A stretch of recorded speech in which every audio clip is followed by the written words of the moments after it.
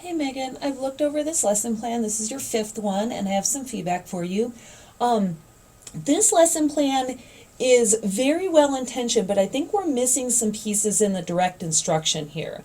Specifically, okay, so you have students are going to learn the tips and techniques about reading independently, silently on their own, and reading out loud in a group.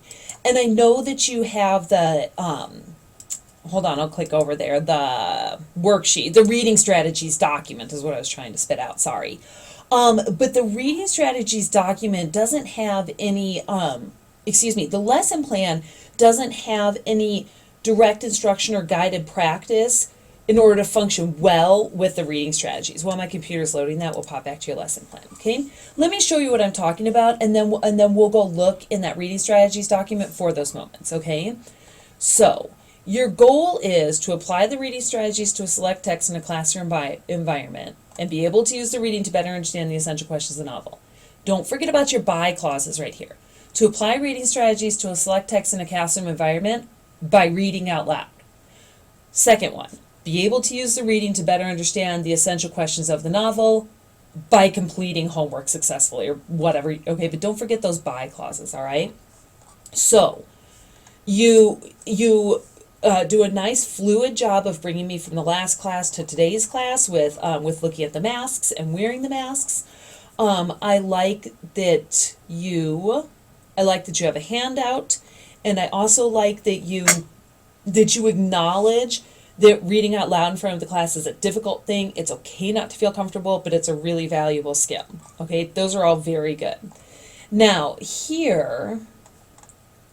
So you call this a group activity, and unfortunately, I think that's exactly what it is. It's an activity, and it's lacking in instructions. So first I want you to read the scene quietly to yourself. Once you've done that, find a spot in the room to read the scene out loud with your partner, okay? Let's see if my dumb computer has loaded that yet. Oh, it has not. Hold on one sec. I'm going to click away and see if we can get this to come back to us, okay? Because what you need to be doing is emphasizing some of these strategies out loud with them. There we go. Now it came up. Yay. Sorry about that. Okay. Okay, you have things like read. Don't overthink it, just read. Reread and make connections, okay? Why is it that making connections makes me a better reader out loud? It doesn't. Look, me, Stacy, I believe you, Megan, but that's because we're both in this teaching gig together. Double plan this from your student's point of view. What does making connections have to do with reading out loud? Look at the beauty of being able to model something like this. Not even like from Romeo and Juliet. You know, if you found you know me, Isabella Andy's my go-to, right? And I have that text so marked up just from reading it on my own, because there are sentences in there that just bowled me over. They were so cool. And it was that way because of me. And it influenced how I read that sentence and how I read around it and everything. And so demonstrating that to them and talking to them about how making a connection with the text actually helps you to walk in the character's shoes a little bit more and feel some more, right?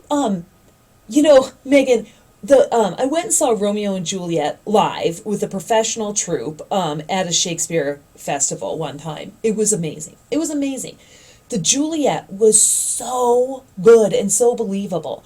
The scene where she's, right after the party and she's leaning out and, me, Romeo, and Romeo's underneath the balcony and all of a sudden speaks and scares the crap out of her. She jumped and screamed and ran away. It was so real. It was so human. It was so authentic. And those movements are not necessarily written into the script, but come on. She's there like on her personal balcony of her bedroom, and all of a sudden someone talks to her from below. It scared the crap out of her, right? Make the connection. What happens when you think you're alone and it's dark and it's not at night and all of a sudden someone starts talking to you from out of the darkness? It scares the crap out of you, right?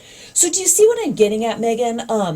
Right, you actually pausing and modeling, modeling these strategies and asking the students to think about these strategies. Maybe practice these strategies out in a different text, maybe an easier text, something really accessible, so they can practice the different ways that it sounds when you feel what the character feels. Then, when you say, just go with your gut feeling on how it should be read, the kids actually can. Like, okay, what's happening in this scene?